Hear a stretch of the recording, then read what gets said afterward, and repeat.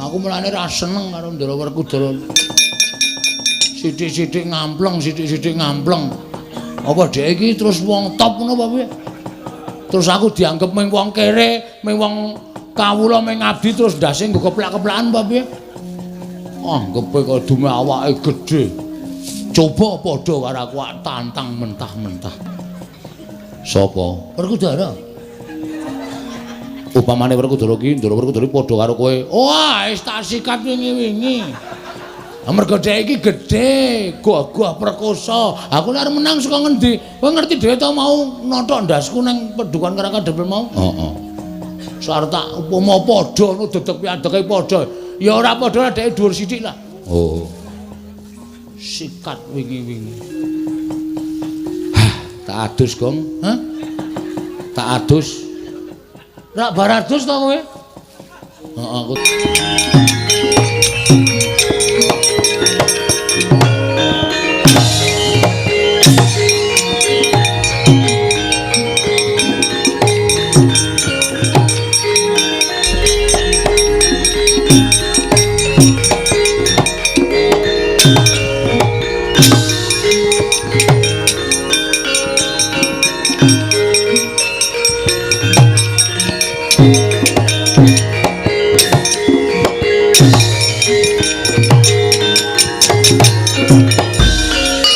Mangga kanggo sesumbar lindho bumi kuncing kumalu do kundur ketum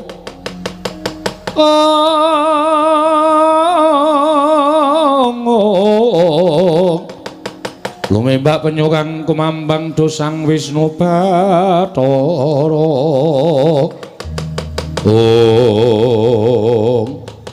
wonten dawuh sinuwun ngawi sangganing para wadyabala kewareng ingkang ngabdi pun tumenggung prawara kendra Cemadung dawuh nggih nadyan kula tumenggung salukat katun barat Cemadung dawuh diwaji saperangan wadyabala saka ing Bata Sarimbak dina samangka jondhok kendhani kono dantanang Malakepara Kencana merga nggonku bakal mboyong Semar ana ing Mepalangi lho sinten ingkang matur palangi paduka Gusti kula ingkang sinuwun ora ana kejaba mung atmajaning Lurah Semar Badranaya ingkang wani sekecap boten sekecap mangsuli kelawan Nalindra Ratu Gustimu Prabu Panggolan Jagat sajaipun sampun suwuk nyawanipun atmajanipun Lurah Semar Driwantun lan panjenenganipun Gusti kula ingkang sinuwun mula kula jambak kendhane dandan Kepara Kencana dina samengko ketapno para wadyabala kawinan bumi angus garang kadempel niki lajeng pangkatipun abdi benjang menapa ora ketang sambung obor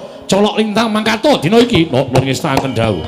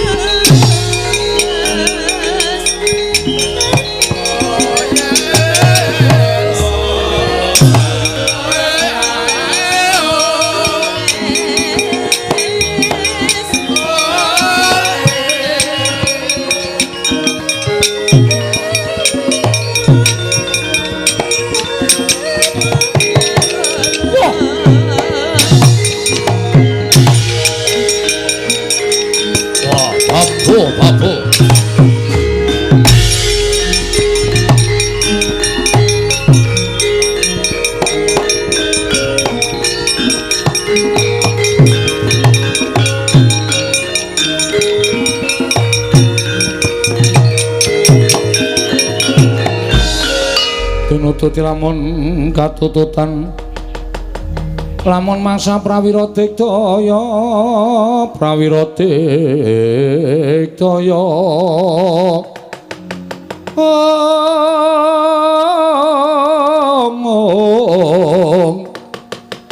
mangkono magawe gelari rawang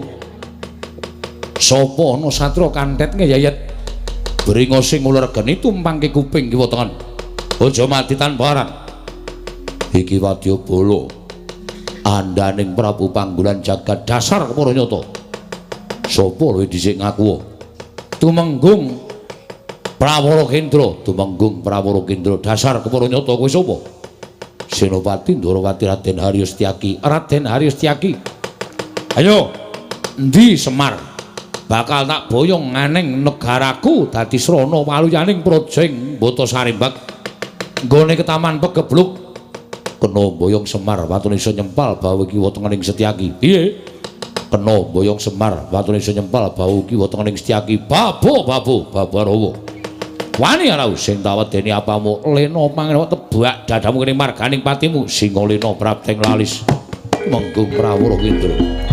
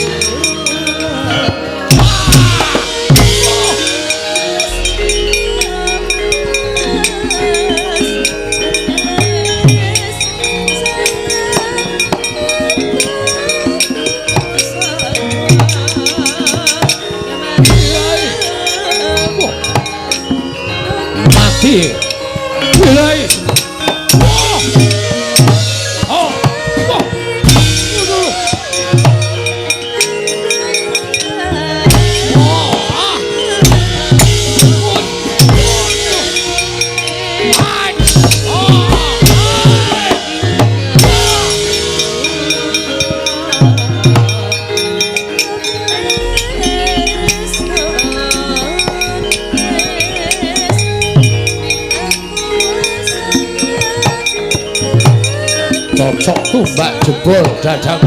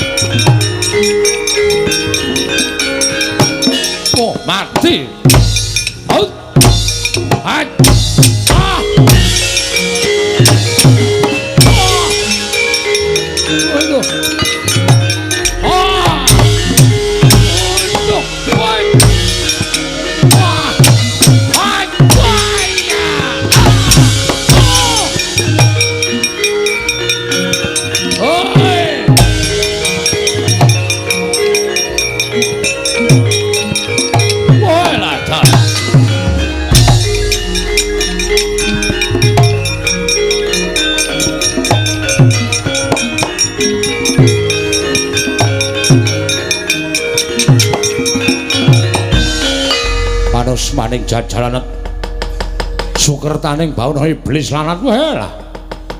Lah kok dadi bubar mawut prajuritku ora iso dikukup.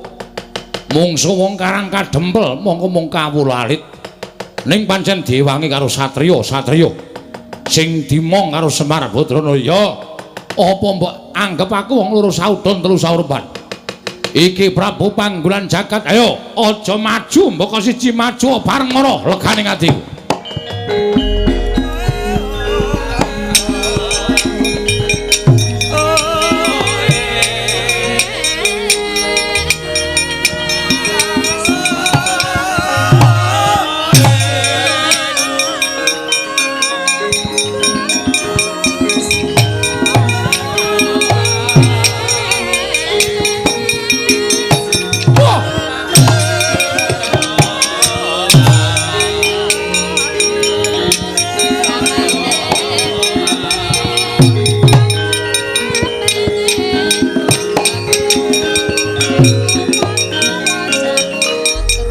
Soy Raden Setyaki dasar Baranyata. Kowe Prabu Panggulan Jagat yo. Ayo endi Semar, tak boyonge marang negaraku. Dadi sarana waliyaning projeng Mbata Sarimbak. Iso boyong Semar Badranaya. Lamun iso nglangkahi kuwandaning Setyaki piye? Iso nglangkahi kuwandaning Setyaki. Sumuk nyawamu pengen meruput tinjo kayiwanganing Bathara Yamadipati. Kowe pengen mati mungsu Prabu Panggulan Jagat kelakon penjagamu. Ora usah kuken pepanggal. Kene margane pati walat.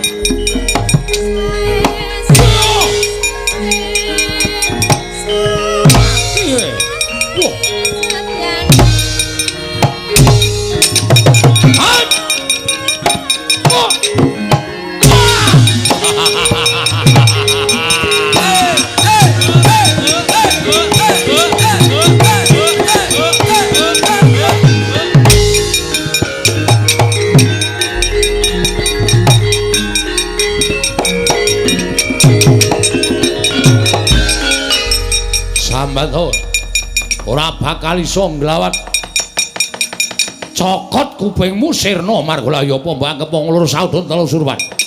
Ayo iki Prabu Panggulan Jagat nalendra negaraku tanpa tanding ming diapurmu kok arep menang karo aku sing entuk gaman apa?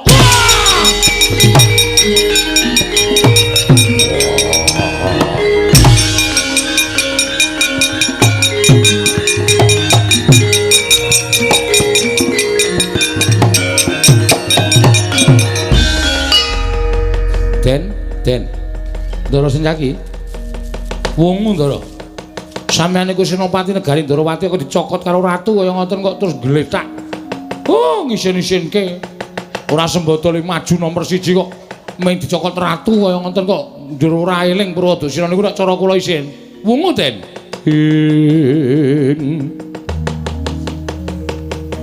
Setyaki tinunun kadanira wirang tumandang Setyaniku karwanira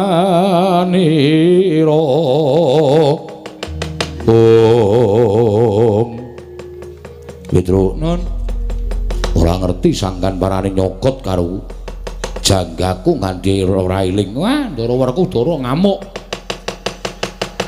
Lagi sumbar-sumbar sing kadohan clurut jelek dinjleki sirahe.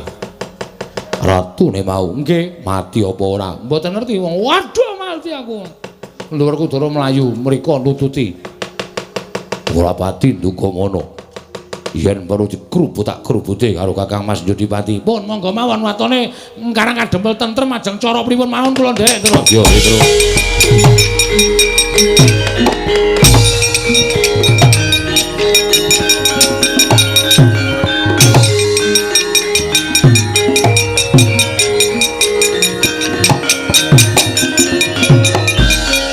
Wah, Raden Werkudara.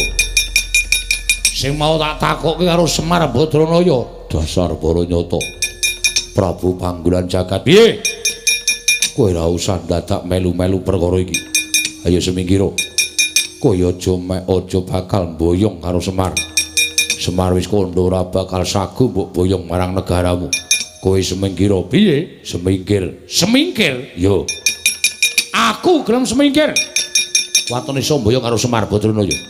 Sapa sing ngalang-alangi sedyaning Prabu Panggolan Jagat aja kok jamak lumrahing manungsa. Dewa mudhun wae aku ora bakal mundur sejangka.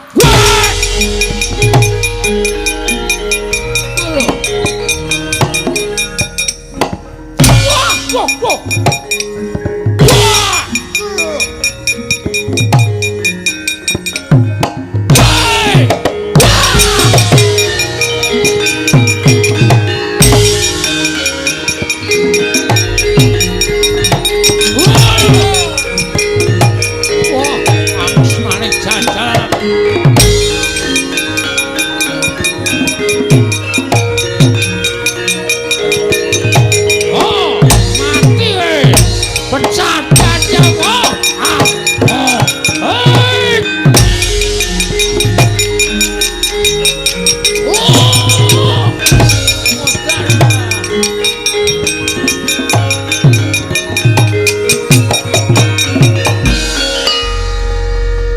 Apake Gong? Tak mut ndase.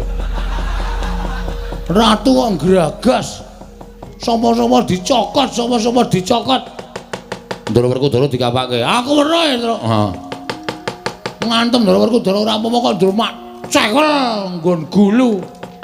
Ndara Bratasena nganti ora eling. Dilingke, Gong. Gah. Kok emoh? Iki nek dilingke ora eling terus nothok. Mbok wis rasah ngelingke. Eling ya karepmu ora ya wis. Emut Den, Gus. Ndara Werkudara emut. Sampeyan iku satriya peng-pengan wis dicokot karo ratu kaya ngoten kok ngglitakne cara kula isin. Eling, Ndara.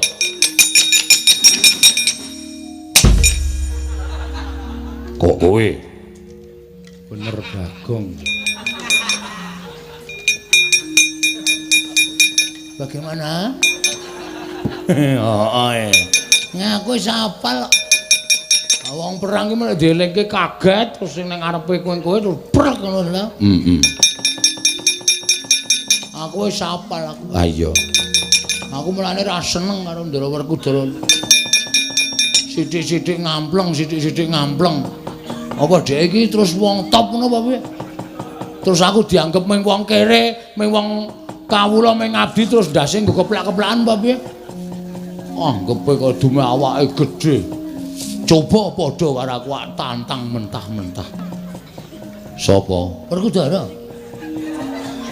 Upamane Werkudara ki, Ndara Werkudara padha karo kowe. Wah, wis tak sikat wingi-wingi.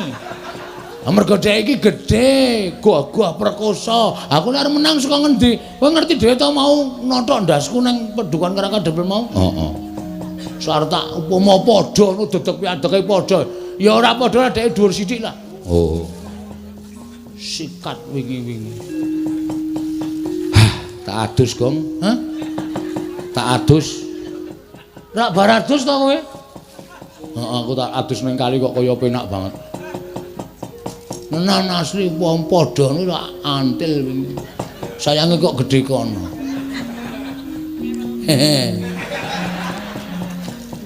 Sapa sing padha karo kowe? Petruk. Petruk apa aku? Petruk. Mosok karo sampean kok wani ya ora mungkin. Wah, aku wis mau nang kene. Wis krungu kabeh. Wo. Oh. Iya. Piye? Dirampungke saiki apa piye? Tak rampungke dhewe mawon. Pun mboten sadewangi pun bejo cilaka bungasa tak rampungane dhewe. Wah, Panakawan edan. Karo Bendara arep wani. Sampeyan ya plak-plak kok kali kula. Sampeyan ora plak-plak tak lamun kula ngrasani elek. Mula sosok niku ora sok ndas-des. Sirah disembah anak bojo nang omahe nang ngene nggo keplak-keplakan. Tuwa kula karo sampeyan. Njur sak kepenake dhewe ora. Nek kuwalat piye? Aku ngerti cilikmu ning kowe ora ngerti cilik aku. Wah, ya wis. Ya wis piye? Hah? Aku mau nek terus-terusan nderekke sampean kok das-des. Moh ya wis rasah melu aku. Golek juragan liya. Ora apa-apa. Ora minggat to. Wis melu kowe wae lah. Piye, Gong? Ora mempan elehku anu kono kemakon aku mah ditundung kon golek juragan liya.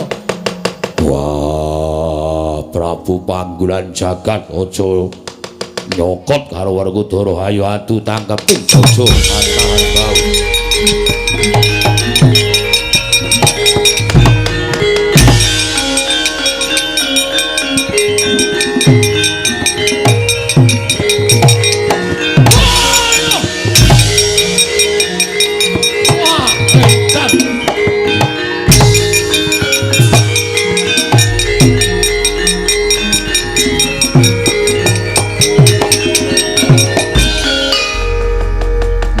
Ora tatanan kekuatane ngedap-edap bibiyo ya.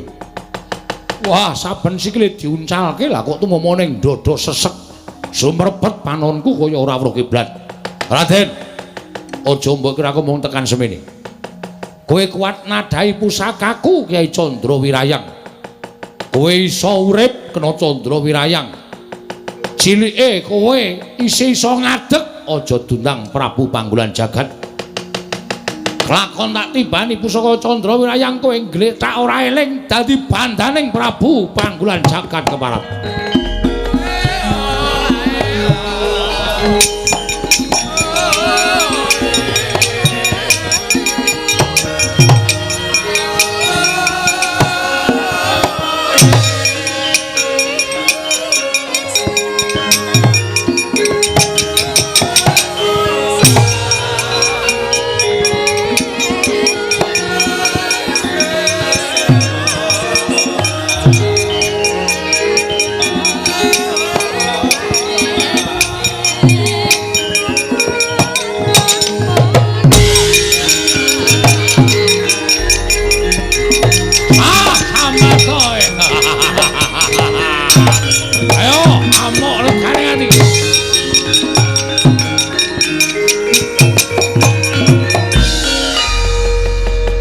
Pusakaku kelumpruk tanpa daya. Nadan ora tekaning pati nanging kowe ora duwe kekuatan pepes bayu kang tapis Werkudara. Prajurit. Bondo tangane krincung sikile leboke bakun jalan si Werkudara. Iya.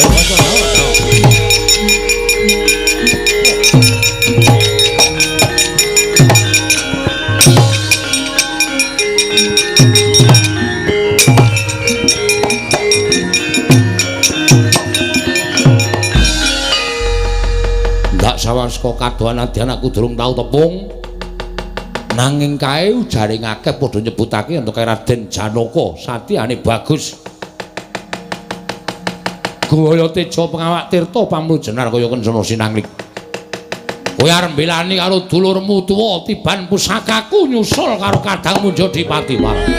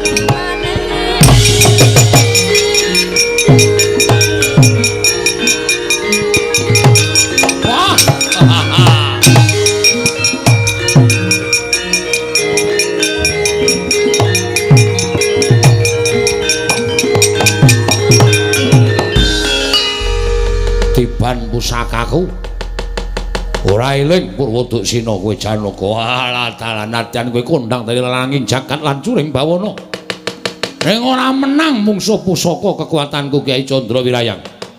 Prajurit iki leboke pakunjaran dadekke siji karo kadang itu.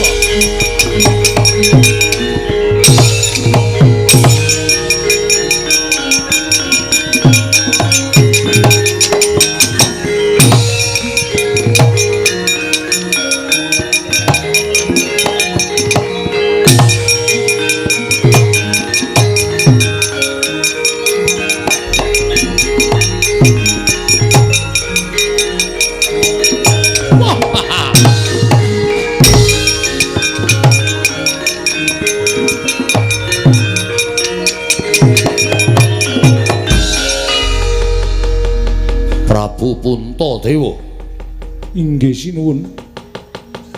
Sewu-sewu kalepatanipun ingkang abdi tadhah wadana. Ngantos kula wantun merpeki dhateng jengandika Gusti kula ingkang sinuwun ing Pambata Sarimbak. Sinuwun Prabu Panggulan Jagat. Krana kula sampun nyumurupi bilih kadang kula kekalih Werkudara lan Janaka. Sami kapuping Rana Madyalaga kawon tanding kaliyan jengandika Gusti kula Sanata. Mila menawi kula ngantos kecalan kadang kula kekalih menika paribasanipun sarah mungguing lautan wastra lungset wonten ing sampiran. Sampun boten wonten ginanipun menapa-menapa. Mila dinten sakmangke menawi kadang kula kekalih menika boten kawaluyakaken tuwin boten kawangsulaken dhateng ingkang rayi abdipun Puntadewa. Pengajaping manah kula boten nedya gesang nanging malah nedya sumusul dhateng kadang kula kekalih sinuwun. Wah, dalah bagus. Yen ngono kowe banget tresna karo adimu Sakulon Werkudara putune Janaka ing wis tak rangket. Wis padha tak bondo, tangane tak krincung sikile wis ora iso glawat. Babar pisan monggo kula aturi bondo ingkang abdipun Puntadewa. Katunggalna kaliyan para Pandhawa sanesipun lajeng sakmangke ginanipun menapa menawi kula gesang menika namung ijen datan para wak. Mboten wonten sedherek miwah mboten wonten kadang. Kula ingkang saking menika kula pasrah bongkokan dhateng Paduka Gusti kula ingkang Sun Prabu Panggulan Jagat. Prajurit! Bondo lebake pakunjaran Puntadewa.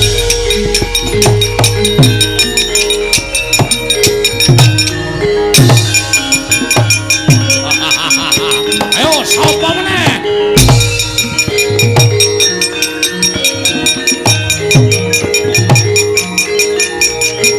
Wis to.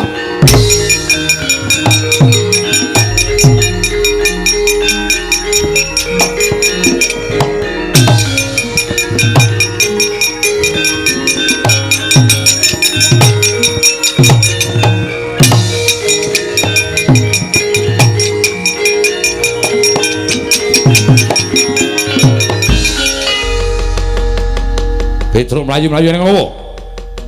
Matur Ndara Baladewa sewu lepat diagung mangaksami nggih. Yo, ning ngopo? Piye kabare peperangan jroning Karaka Dempel? Werkudara ingkang nalika semana sagung ngundurake Prabu Panggulan Jagat. Lah kok dadi ora ana kabare malah kowe mlayu-mlayu kaya bocah cilik iki ning ngopo? Sewu lepat nyuwun pangapunten. Nggih. Kula munjuk atur ngesanipun Sri Prabu Baladewa. Yo piye? Kok semanten kula nonton ingkang sami perang Ndara Werkudara nggih majeng, Ndara Janaka nggih majeng. Yo. Pinanggih kan Prabu Panggulan Jagat sing ajeng boyong Bapak Semar. Yo sabanjure. Dumadakan sareng sami aben ajeng. Ndara Werkudara. Lho. Kowe kok nangis ngopo? Ndara Werkudara sinuwun. Bendara Werkudara ya kene. Ndara Werkudara kenging painah. Painah iki sapa? Apa, Gong? Painah ora. Sing apik lho. Panah. Hah? Panah. Panah. Kenging panah. Ndara Werkudara nglumpruk tanpa daya. Lajeng Ndara Janaka nggih majeng. Ndara Janaka ya nglumpruk tanpa daya. Lajeng Ndara Puntadewa ya maju. Ndara Puntadewa ya nglumpruk tanpa daya.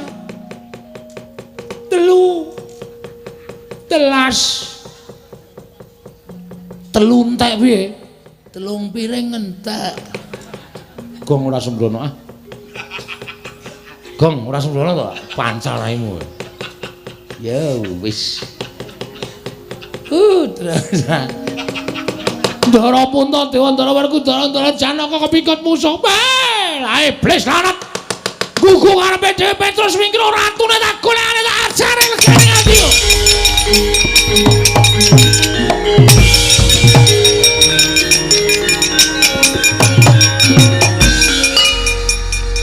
Ming mlayu kok dadak nyampar rai lho. mesti kulino aku. Lamit. Ya ngopo iki ora? Dadak nendang barang ora. Nendange ra bener. Tak paske mata entuk pipi. Aku tegelen kowe go nek ngepaske mata ki. Men sakal kowe. Hati-hati ya, Gong. Muga-muga Ndara Baladewa ki iso ngrampungi karya. Den, ngatos-atos, Ndara.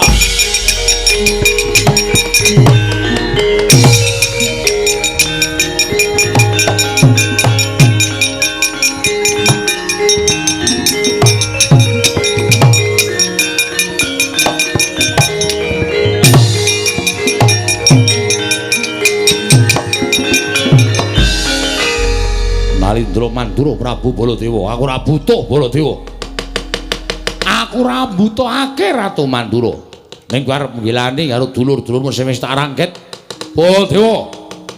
Kowe arep mbelani karo Werkudara, Janaka karo Puntadewa, tiban pusakaku ora tak gawe tekaning pati. Ning tak gawe kewirangan nggonmu urip ana ing alam padang saka panguwasaning Kyai Candrawirayang Baladewa.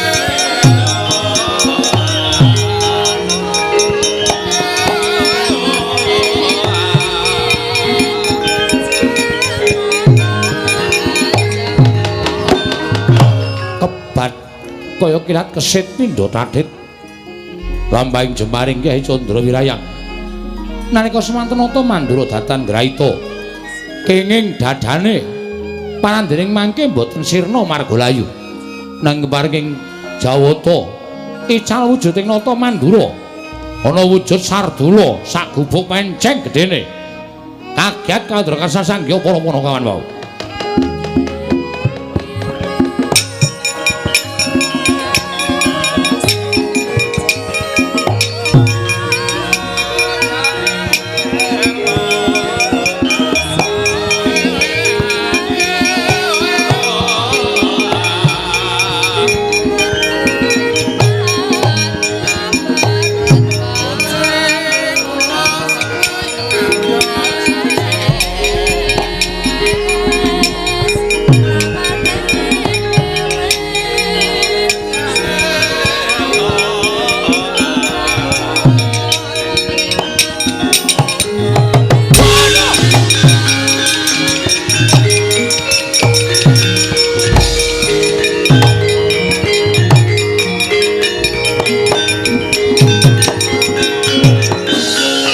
Maning jajalanan sukertaning bawana wah menungsa licik kowe panggolan jagat durung babak kulitmu durung putung balungmu kowe ngentokke pusaka ana dadaning Baladewa ya mrene ya yen berat juweng-juweng kuandamu Den Ndara keneriyen Den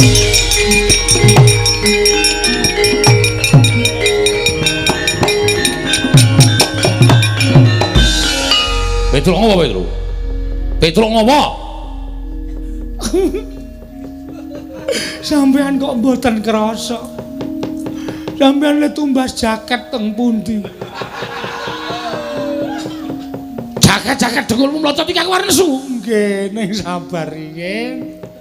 Mengko sampean ngerti niku mesti sok. Kucinge sapa ya, Tru? Kucinge sapa dengkulmu mlocot ora? Apik iki. Anggoda, Anggora. Ngarani Anggora kok anggoda iki munyuk kok. Sing riwu-riwu lho. Ha iya kae Anggora. Oh gedhe tenan iki jumbo iki. Kowe ngerti ora Gong iki sapa Gong? Mbah.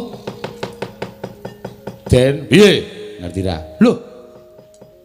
Kok iso ngono? Aku dhewe ya ora ngerti. Ming Prabu Panggolan Jagat kok ngeculke selang biru. Panah, Selang. Ha iki apa kaya ngene? Selang biru macrep ngono. Ndara Baladewa ku iso wujud kaya ngene. Dikandhani mesake nang ngono kuwi, Den. Kowe nggo pengilan ora le? Nggawa. pengilana ngotan bunder lho cilik. Kok nggo kaya ngono tok ngapake? Tak taleni ning sandal e. Oh. Ning ana wong wedok tak ngeki ngisore nang. Nggo nginjen ya. Aku mbiyen senengane ngono kuwi to. Kelingan jaman semono. Tau konangan dikeprok buku aku. Wong edan kok kowe senengane ora. Den. Sampeyan mang ningali suku panjenengan to? Apa ora krasa wujude? Lho iki waduh mati aku kowe. Ayo Petro mati aku.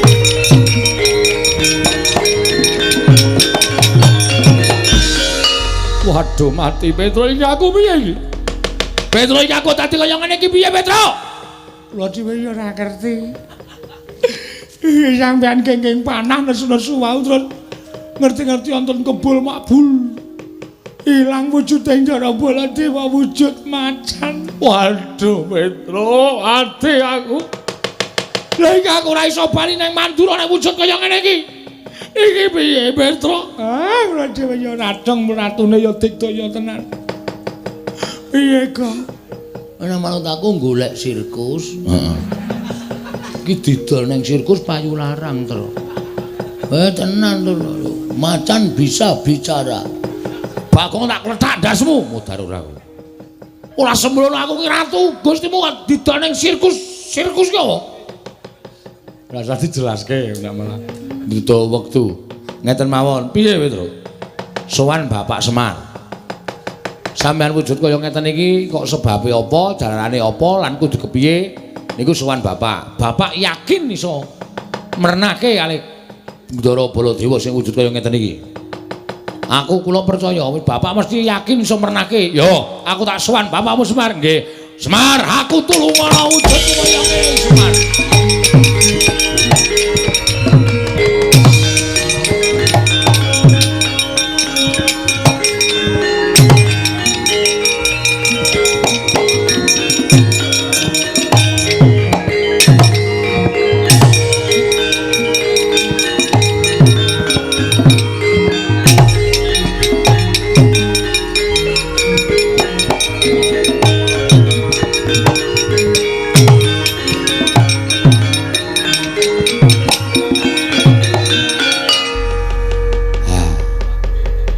Petro iki sapa Petro?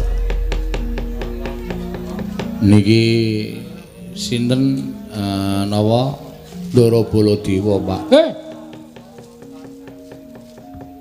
Ndaramu Baladewa? Nggih. Lah kena ngapa?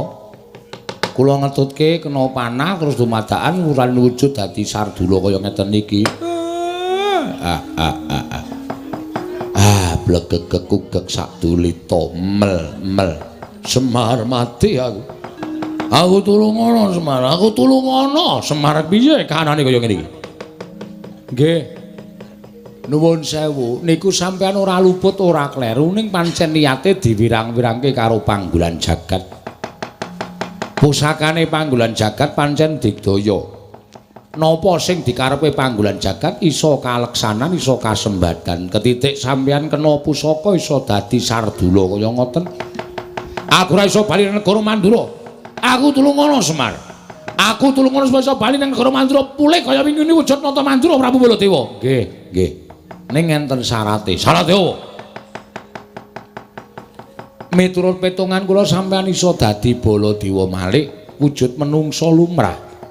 Nek sampeyan kudu iso nemokke teng pundi Ndara kula katelune Ndara Puntadewa, Ndara Werkudara, Ndara Janaka le dikunjara kali panggolan jagat. Nek sampeyan iso nemokke iso ngluwari Ndara Puntadewa, Ndara sinten niku Werkudara, Ndara Janaka, kula kinten sampeyan bakal bali kaya wingi uni. Ning nek sampeyan ora iso nemokke Gusti kula katelune, lha nggih sampun nyuwun pangapunten. Kula ora iso pripun-pripun sampeyan tetep wujud kaya ngeten selawase. Aduh mati aku Petro piye? Anggen niku kudu dileksanani goleki mawon.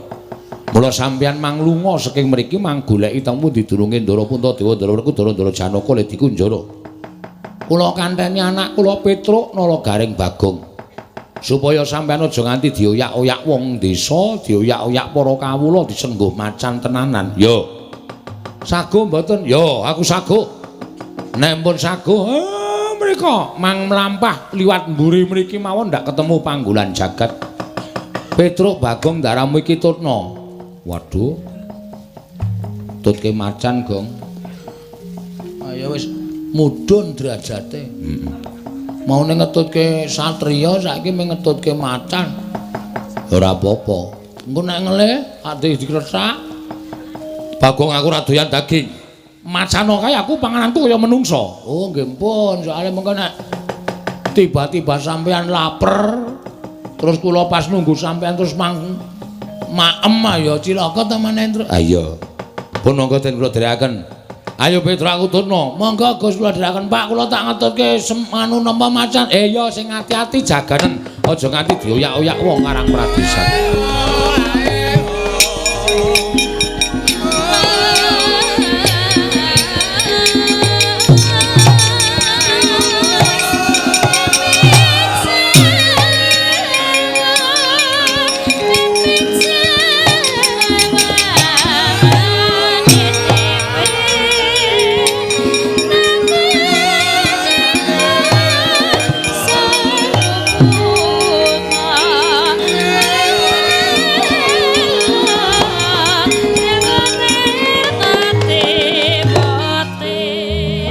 Liwong penggaling Lurah Semar Badranaya.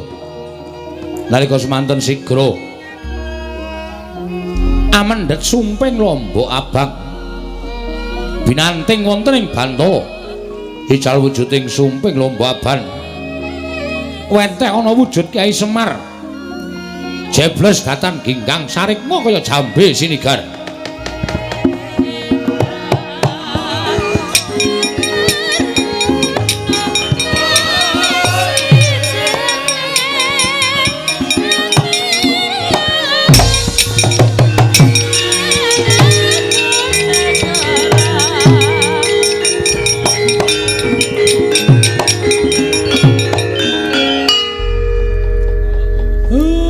Semar, kowe gaweanku. Kowe tak utus yen mengko ana ratu sing tekan kene arep boyong karo kowe manuta, aja selak ya. Mesti wae ratune ora bakal ngerti nek kowe iki gaweane Semar. Aku tak ngatas kelawan dewaku. Ing ngatasi Semar mung kepengin bangun desa wae lah kok dadi kaya ngene pacobane kudu tak tampa. Nek pancen iki saka keparenging dewa, aku lahir batin ikhlas nanging yen iki pancen niate para menungsa sing watak angkara budi candala. Aku sing ora trima wis ngono wae welingku aku tak mangkat saiki. Mengko nek ratune teka ladenana aja nganti gawa gelo atine ratu kae mau.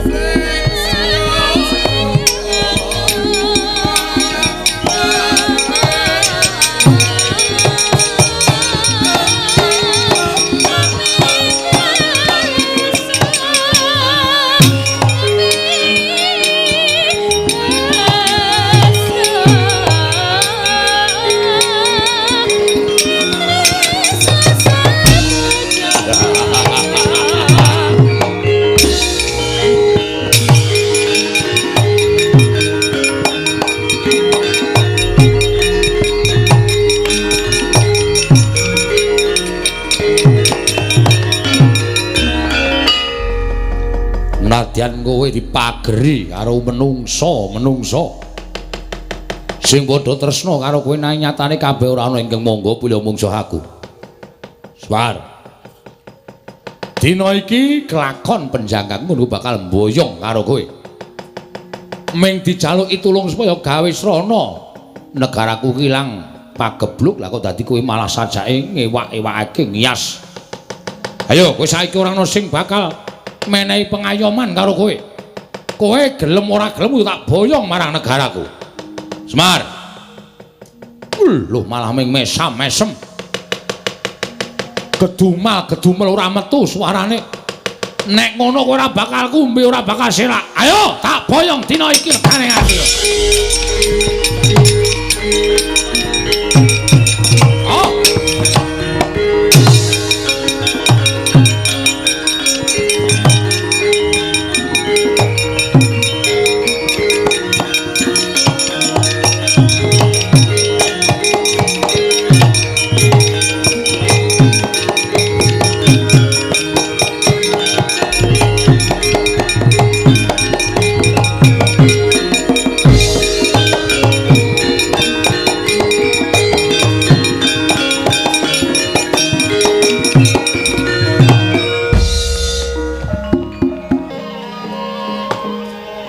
garing dalem den Petro wonten dawuh Ndara.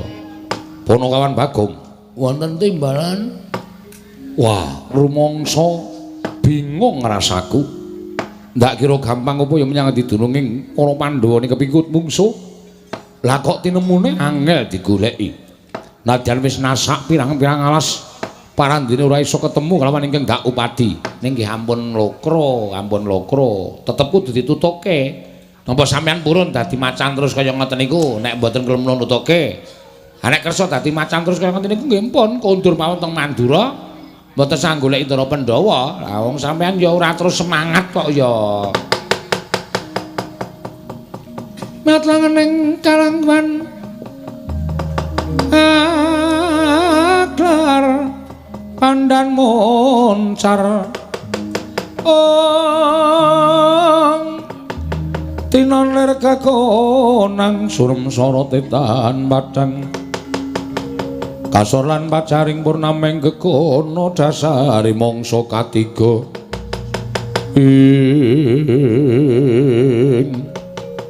yen to pancen kaya mengkono ayo Nolo Garing Petruk Bagong goleki meneh menyang endi papan jenenge para Pandhawa ngene iki mlebu teneng pakunjaran. Monggo, Gus kula derekaken monggo Den. Uta Pandhawa tata gati Wisraya.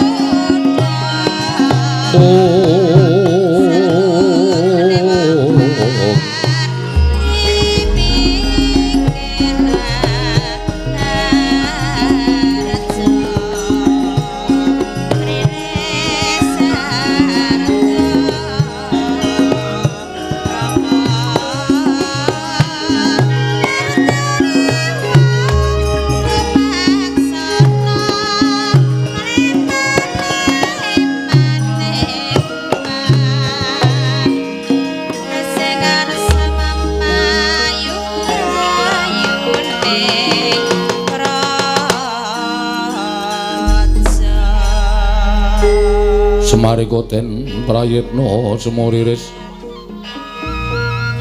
semuriris eko balik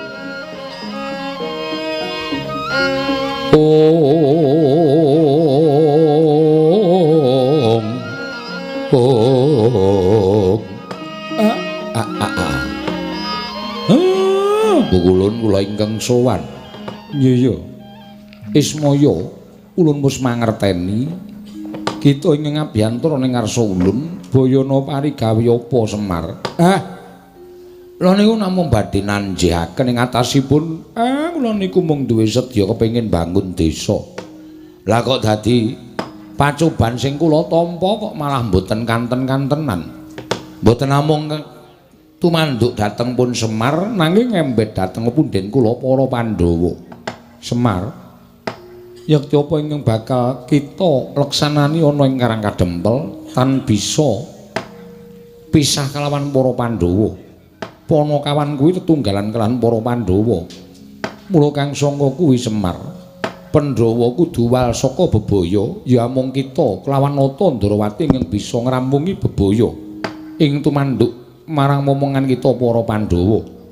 Lamun kita bisa ngrampungi pacoban ingkang gawe sengsaraning para Pandhawa lumantar Nalindra Sabrang ingkang sowan ana ing ngarsa kita nalika ning padukan Karang Kadempel, yen kita bisa mangrurah satru murka wujuding Prabu Panggolan Jagat, yakti kita bakal ngerti sapa ta sejatine ingkang wis wani nggiri godha nglawan apa kang dadi gegayuhan kita Semar. Gunjang ganjing langit kelap-lapaton lirgin canging risang mawe gandrung. Lah lajeng anggen kula saged ngrampungaken kita aja pisah kelawan Nata Ndrawati. Sabab Nata Ndrawati pujangganing Pandhawa, kita minangka dadi pamomonging Pandhawa. Loro-loro kudu manunggal dadi sawiji. Mara kita enggal mudhun ning jagat golek ana Nata Ndrawati, sawise iku golek ana para Pandhawa nggone padha dibondo dening menungso ingkang watak angkara budi candala Kesemar Badranaya. Kula nyuwun pamit Bukulun, sing ati-ati aja kaya bocah cilik.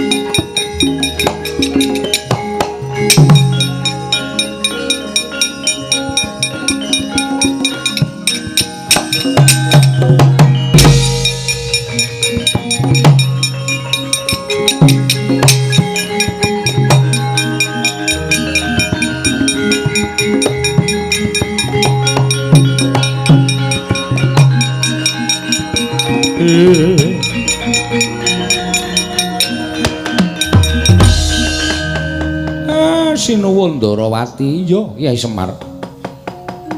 Karang Kadempel geger kok sampeyan mboten ngetok. Mergo aku wis ngerti ora ana ingkang bakal bisa ngasurake Nalindra ingkang nedya mboyong marang Semar. Tinemune bener Koko Prabu wae nganti kepirangan para Pandhawa kepikut. Lah Kakang Semar saka tindak ngendi? Sowan Sangasih Prana. Kula namung badhe kepengin nyuwun keterangan supaya pepadang tumanduk dhateng Karang Kadempel. Sabanjure panjenengan iki kudu sing ngrampunke sampeyan kalih kula. Monggo para Pandhawa kepikut Kyai Semar. Goleki ampun nganti kelangan Pandhawa Ndara.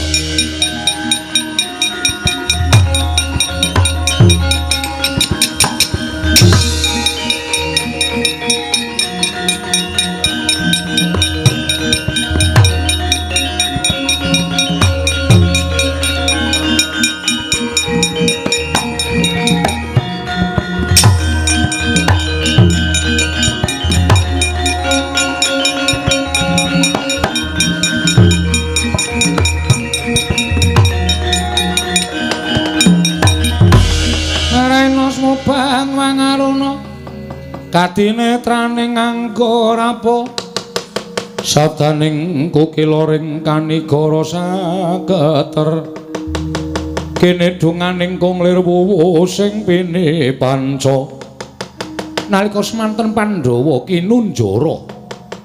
Kinunjara madyaning wana ing Krendayana wujud pakunjaran panglimunan bila datan kasat meripat datan wonten ing ana wonten mburi papan deringing para Pandhawa praptaning Sardula.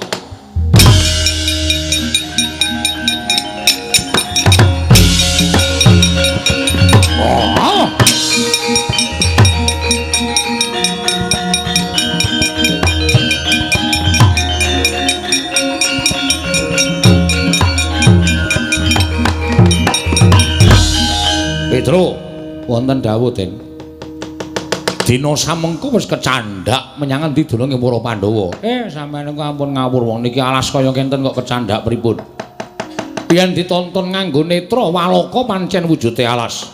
Nanging iki ana wujuding pakunjaran. Mongko wujuding panglimunan tegese ora kasat meripat. Mula ora ana ingkang ngerti pakunjaran iki. Welatan.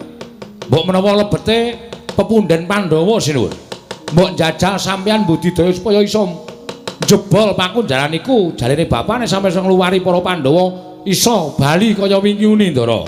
Gunjang ganjing langit kelap-kelapaton lir kincanging risang mawe gandrung tinebak pakunjaran dening Sang Sardula kedadosan saking Nata Mandura. Temah jebol punang pakunjaran Nata Mandura ingkang wujud Sardula bali kaya wingi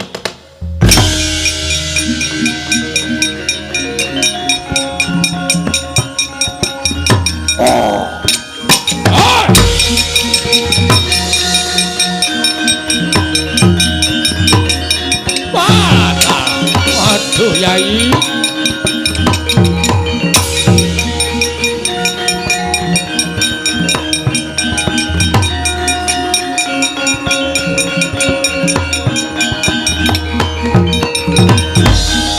Koko Prabu ngaturaken panuwun dene Paduka sampun saged ngluwari dhateng ingkang rayi tuwin kadang-kadang Paduka. Anggen kula anggembudidaya supados saged kaleksanan kula menika ngluwari dhateng para Pandhawa. Menawi kula mboten saged ngluwari karan para Pandhawa, tangeh kula badhe wangsul kados wingi. Wah, Baladewa aku ngaturke panuwun. Ya, Werkudara padha-padha. Koko Prabu kula ngaturaken panuwun. Ya, Arjuna. Tiba padha-padha ora apa-apa ya. Nyatanipun Kakang ya wis iso bali wujud kaya Nata Mandura ingkang sadurunge.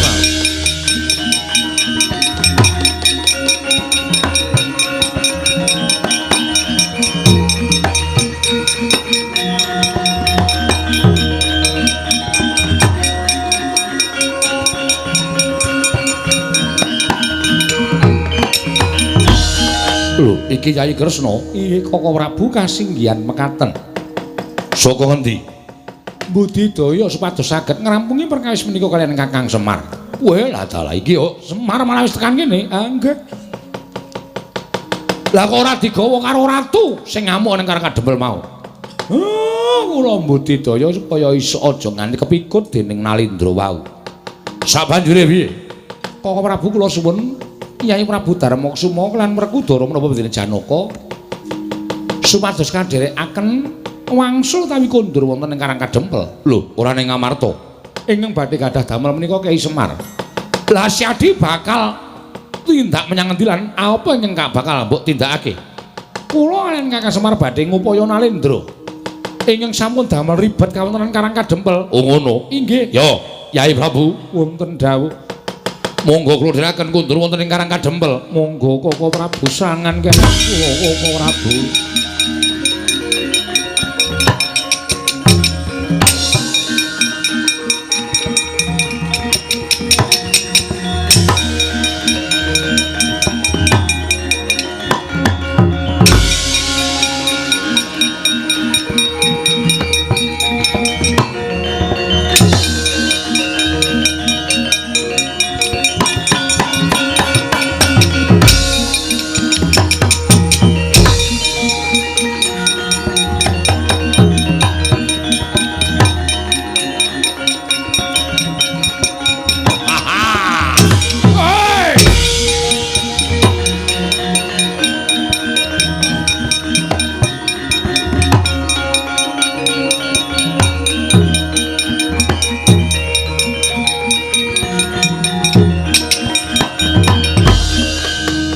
weruh Semar.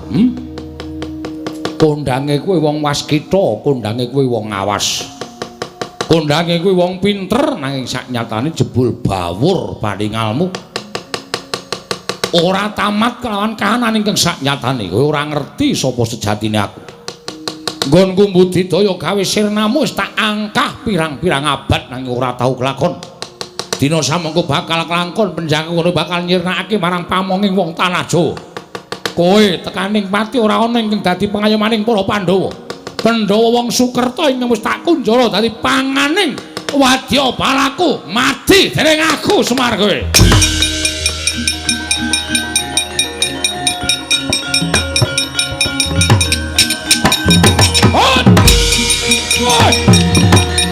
Oh, edan.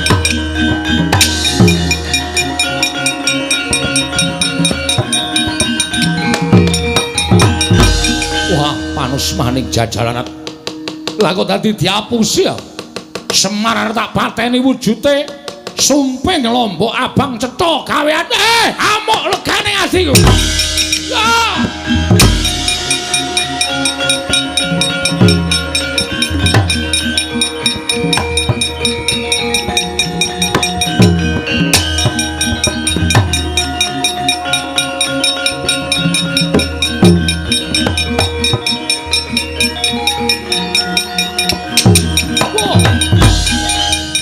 Wong ireng takon karo aku Narendra Ndrawati Prabu Sri Bathara Kresna.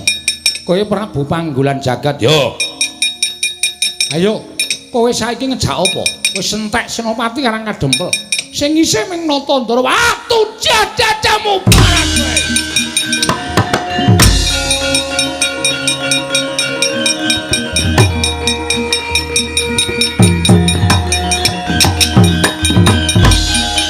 Manungsa ora tatanan nggugu arepe dhewe.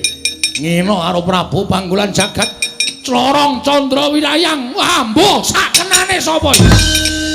Wah!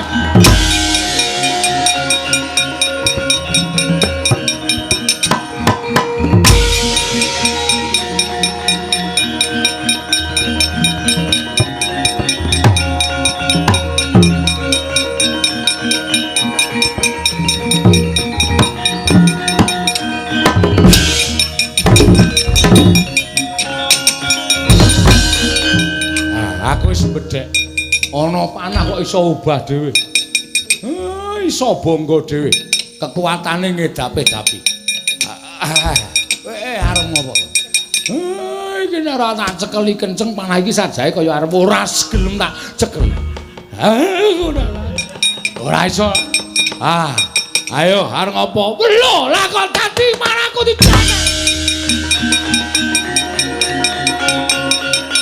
Waduh. Wah, edan, pusakaku digawa dening Semar. Iki pusakamu to? Yo. Candra Wirayang, nyo tak balekke. Ayo. Waduh. Wah.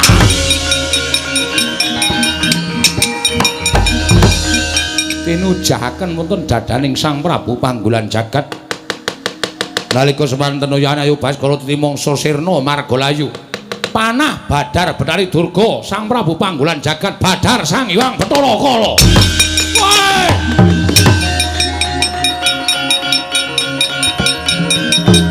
Atobat.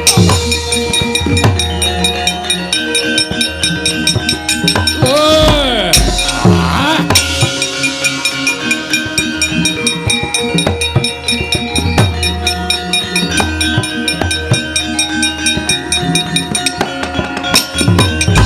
Kunjang ganjing langit kelap-kelap katon lir kincanging risang mawe kantruk.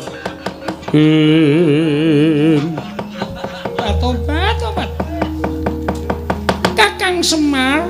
Biung piye iki lha kok dadi cabar ing gawe. Sabar ya kala sabar. Tak tembung karo sing kawogan kala sing kawogan. Aku selak luwe. Iya aku ngerti. Durga iya Kakang Semar inggih. Ngopo kowe kok dadi panah barang? Dipun nangisi Bathara Kala pados kula pados tedha. Monggo nyatanipun menawi kula badhe mejahi para Pandhawa menika menawi Kyai Semar tasih sugeng menika mboten badhe kelampahan. Lah terus aku arep tok pateni. Sir kula kados mekaten supados kula gambelanipun mejahi para Pandhawa. Wah, tak kandhani ya Durga. Ora ana ala ingkang tumama ing becik. Lho? Dadi kowe nek arep mateni karo Semar tangeh kelakone. Apa Semar wae lak pangane kok sik kok kala war mangan aku mendem kowe. Ora bakal kowe kuat makan daginge Semar. Lagu terus piye? Betahe Durga jak bali. Jak bali. Kala kuwi jak mulih. Aja ngampyak-ampyak gawe patring pundhenku para Pandhawa. Kowe wani ganggu gawe para Pandhawa, ganggu gawe kawula Karang Kadempel, gedene ganggu gawe kawula negara Ngamarta. Konangan Semar malah dadi emput kowe engko. Inggih, ayo mulih. Wadya balamu jak mulih kabeh. Sing picak dijoroke. Atau batas. Digandeng, sing lempo digendong, sing bisu dijawil. Wadya balamu ganggu gawe dulur-dulurku kali nangka kene aku mbala geni mungsuhe Semar. Nyuwun pamit ya, nyuwun pamit.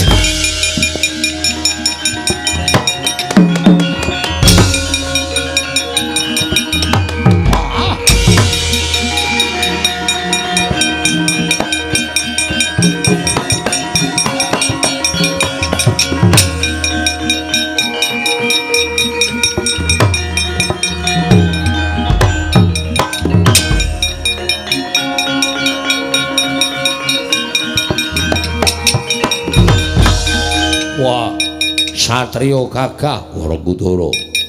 Kowe sapa? Tumenggung Prawara Kendra. Ratu Gustiku lang tak kedhepake belani aku.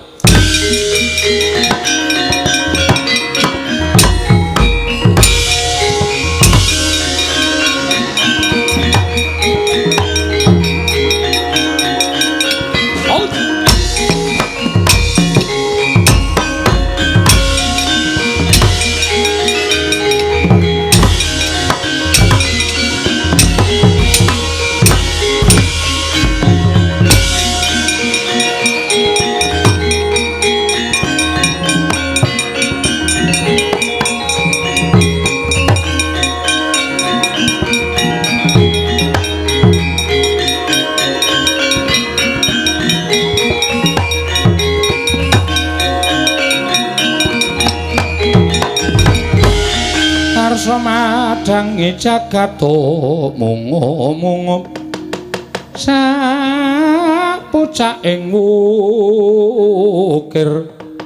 marebak bangsu mirat keneng soroting surya mikolan gunung